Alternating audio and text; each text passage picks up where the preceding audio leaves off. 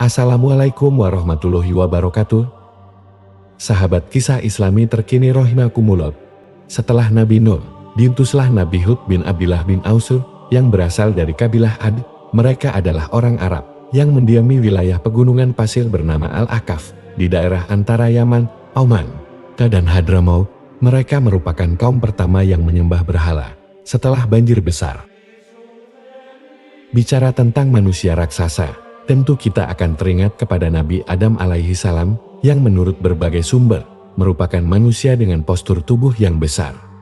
Salah satu dalil yang menyatakan ukuran postur tubuh Nabi Adam yang seukuran raksasa yakni hadits Nabi Muhammad Shallallahu Alaihi Wasallam, yakni dari Abu Hurairah radhiyallahu anhu, bahwa beliau pernah mendengar Rasulullah bersabda, Allah menciptakan Adam alaihi salam dan bentuknya setinggi 60 hasta. Hadis riwayat Muslim.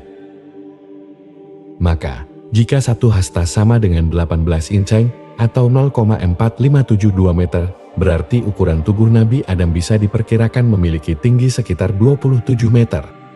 Kaum Ad diciptakan oleh Allah dengan postur yang besar dan kekuatan yang luar biasa. Mereka dipimpin oleh seorang raja bernama Jalijan, yang tingginya mencapai sekitar 100 siku, sehingga bisa menutupi matahari dengan tubuhnya dan menghancurkan gunung dengan lengannya.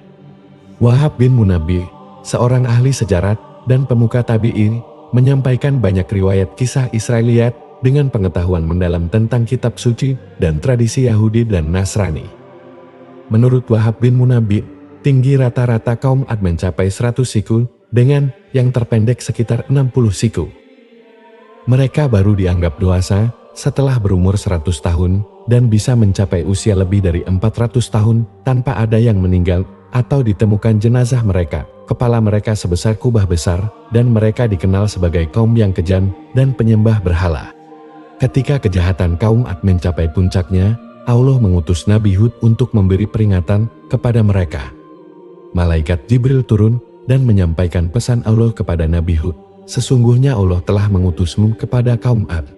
Berilah mereka peringatan dan beritahukanlah mereka bahwa Aku Allah telah memberi mereka tempo yang lama dan mereka telah Aku beri kekuatan yang belum pernah diberikan kepada siapapun sebelum mereka.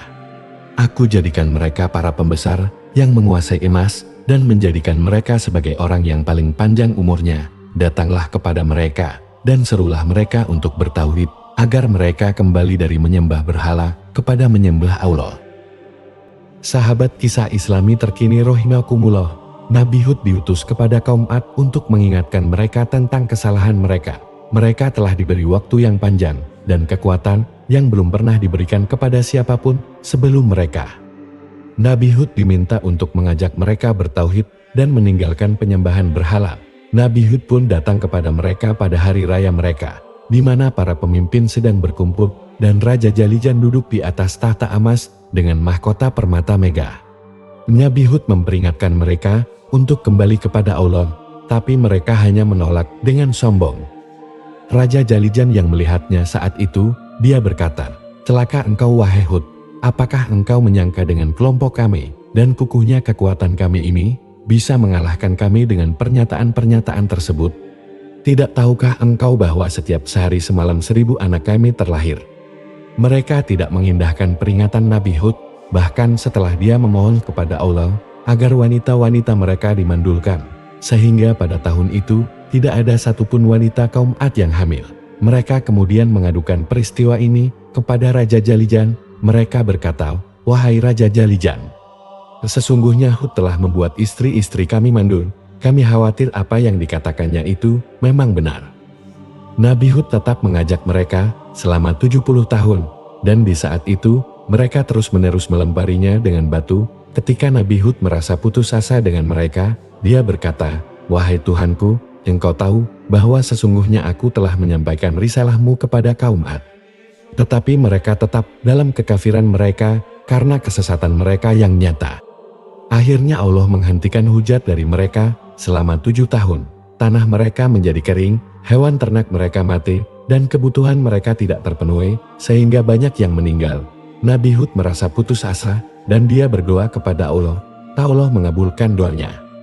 Kaum Ad pun ditimpa kehancuran.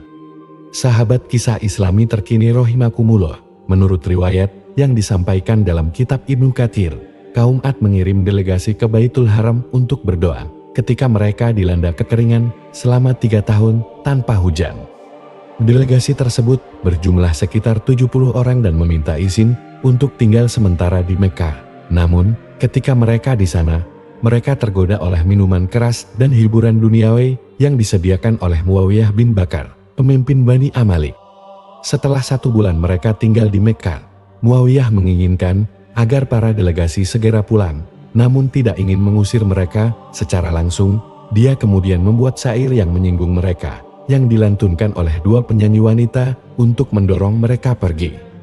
Setelah mendengar syair tersebut, para delegasi sadar akan tujuan sebenarnya dan segera menuju Baitul Haram untuk berdoa. Di sana, pemimpin delegasi Qail bin Atir memohon kepada Allah.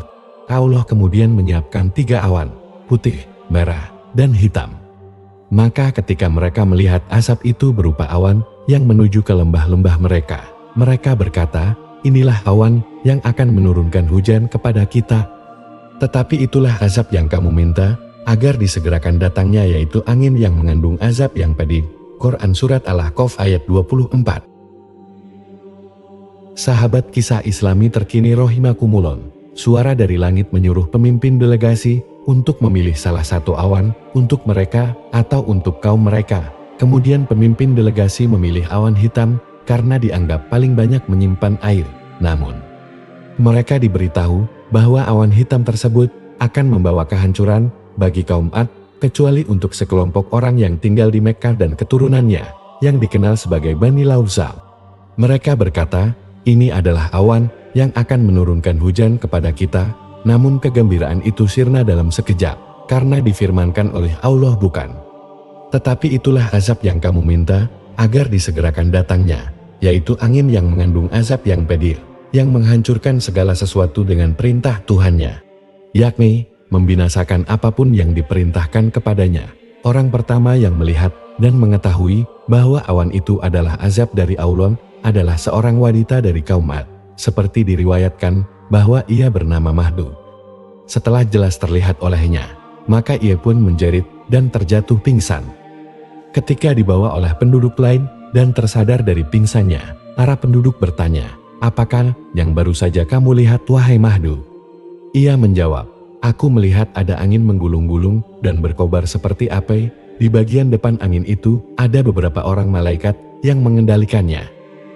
Sementara itu, Nabi Hud dan orang-orang beriman seperti diriwayatkan kepadaku, mereka telah bersembunyi terlebih dahulu di sebuah tempat tersembunyi. Mereka sama sekali tidak merasakan adanya asap tersebut. Mereka hanya merasakan kenyamanan dan ketenangan, tidak seperti kaum Ad lain pada umumnya. Mereka beterbangan di antara langit dan bumi, serta dihantam oleh batu-batu yang juga beterbangan bersama mereka. Sahabat kisah Islami terkini rahimakumullah, kaum Ad harus menanggung konsekuensi dari kekufuran dan ketidakpatuhan mereka, meskipun mereka berusaha mencari pertolongan dengan berdoa di tanah suci. Namun Allah menegaskan keputusannya dengan memberikan pertanda yang mengarah pada kehancuran mereka. Kisah kaum Ad ini menjadi pengingat bagi manusia akan pentingnya taat kepada Allah dan menjauhi kesombongan serta penyembahan terhadap berhala. Akhirnya, keadilannya tidak pernah terlepas dari tindakan manusia, dan setiap perbuatan akan memiliki akibat yang tak terhindarkan.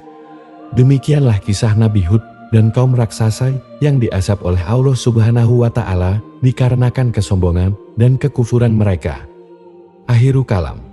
Wassalamualaikum warahmatullahi wabarakatuh.